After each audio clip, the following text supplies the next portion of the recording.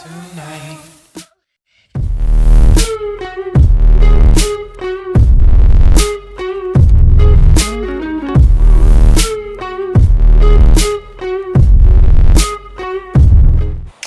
Assalamualaikum warahmatullahi wabarakatuh. Selamat pagi, selamat siang, jam berapapun kalian menonton.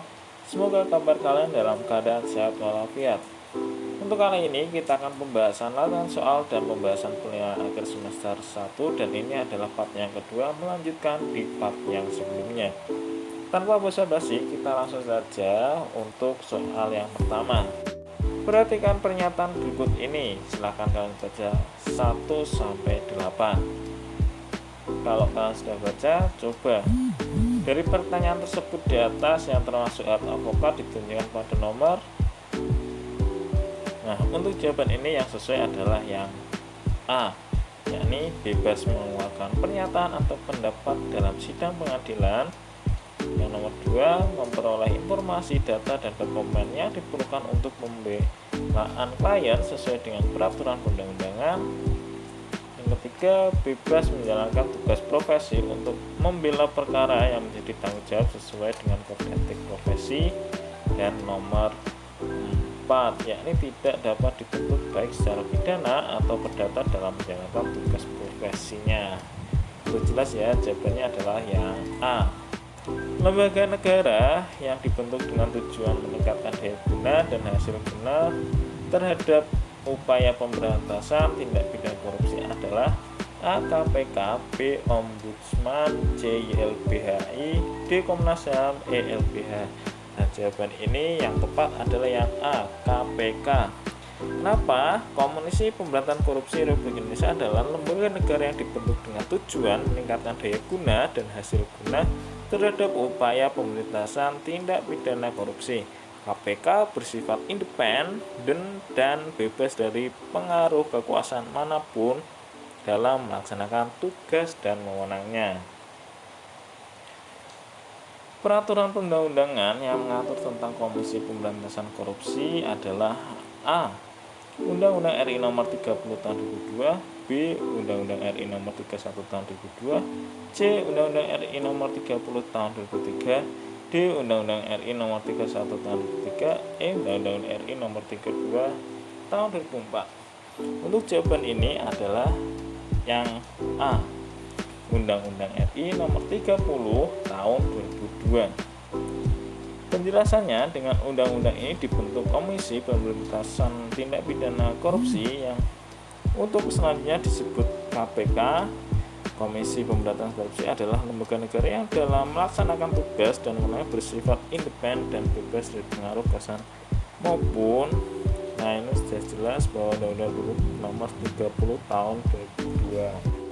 Berikut ini cara merupakan salah satu wewenang yang dimiliki oleh Komisi Pemberantasan Korupsi adalah A. Koordinasi dengan instansi yang berwenang melakukan pemberantasan tindak pidana korupsi, B. Supervisi terhadap instansi yang berwenang melakukan pemberantasan tindak pidana korupsi, C. Melakukan penyelidikan, penyidikan, dan penuntutan terhadap tindak pidana korupsi, D. Melakukan tindak pidana pencegahan tindak pidana korupsi, E. Meminta informasi tentang kegiatan pemberantasan tindak pidana korupsi kepada instansi terkait. Jawaban ini adalah yang E. Meminta informasi tentang kegiatan pemberantasan tindak pidana korupsi terhadap instansi terkait.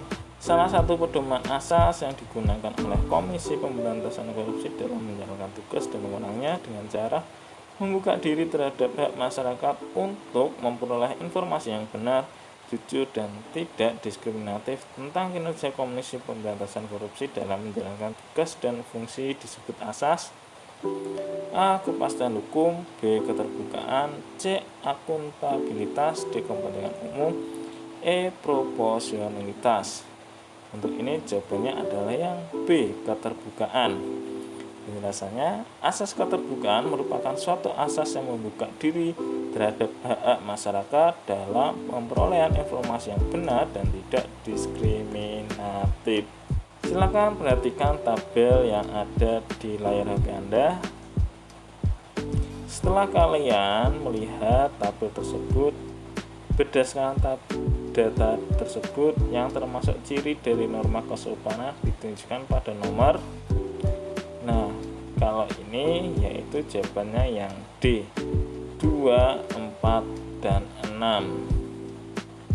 Karena menghormati orang yang lebih tua, tidak berkata kotor, dan menerima dengan tangan kanan itu merupakan salah satu dari norma kesopanan. Dan yang 4, pedoman hidup yang timbul dari hasil pergaulan manusia di dalam masyarakat. Dan yang nomor 6, tidak tegas tetapi dapat diberikan oleh masyarakat dalam bentuk celaan, cemoohan, atau pengucilan dalam pergaulan. Contoh sikap positif terhadap perlindungan hukum bagi warga negara antara lain: A. Mengawasi kegiatan para penegak hukum. B. Menyerahkan urusan hukum kepada polisi. C. Tidak berprasangka buruk terhadap para penegak hukum. D. Melaporkan para penegak hukum kepada advokat. E. Melakukan tindakan korupsi. Untuk soal ini jawabannya tentu jelas yang C, tidak berprasangka buruk terhadap para penegak hukum. Perhatikan pernyataan-pernyataan berikut ini. 1. Memberikan kepastian hukum warga negara. 2. Melindungi dan mengayomi hak warga negara. 3. Melindungi hak golongan tertentu. 4. Memberikan rasa keadilan bagi warga negara. 5. Melindungi secara khusus para pejabat negara. 6. Menciptakan ketertiban dan ketentraman. Dari pertanyaan tersebut, yang merupakan arti penting hukum bagi warga negara ditunjukkan pada nomor. Nah, kalau jawaban ini adalah yang D, 1, 2, 4, dan 6, yaitu memberikan kepastian hukum bagi warga negara, melindungi dan mengayomi hak warga negara, memberikan rasa keadilan bagi warga negara, dan menciptakan ketertiban dan ketentraman. Akibat tidak adanya perlindungan hukum bagi masyarakat adalah: A. Masyarakat bebas melakukan apa saja karena aturan yang tidak jelas. B. Tidak ada pemerintah yang melindungi masyarakat kecil. C. Tidak ada jaminan atas perlindungan HAM. D. HAM makin bagus karena tidak berbenturan dengan hukum dalam pelaksanaannya. E. Masyarakat tidak pernah mendapatkan keadilan. Untuk jawaban ini tentu jelas yaitu yang C, tidak ada jaminan atas perlindungan HAM. Hubungan antara perlindungan hukum dan penegakan hukum yang paling tepat adalah: A. Perlindungan hukum baru ada setelah penegakan hukum berlangsung. B. Perlindungan hukum dapat dilakukan oleh setiap warga negara. C. Penegakan hukum hanya dapat dilakukan oleh penegak hukum. D. Kepentingan setiap orang akan terlindungi apabila hukum yang mengaturnya dilaksanakan baik oleh masyarakat maupun aparat penegak hukum. E. Hukum dapat secara efektif menjalankan fungsinya untuk melindungi kepentingan manusia apabila ditegakkan. Untuk ini jawabannya yaitu yang D.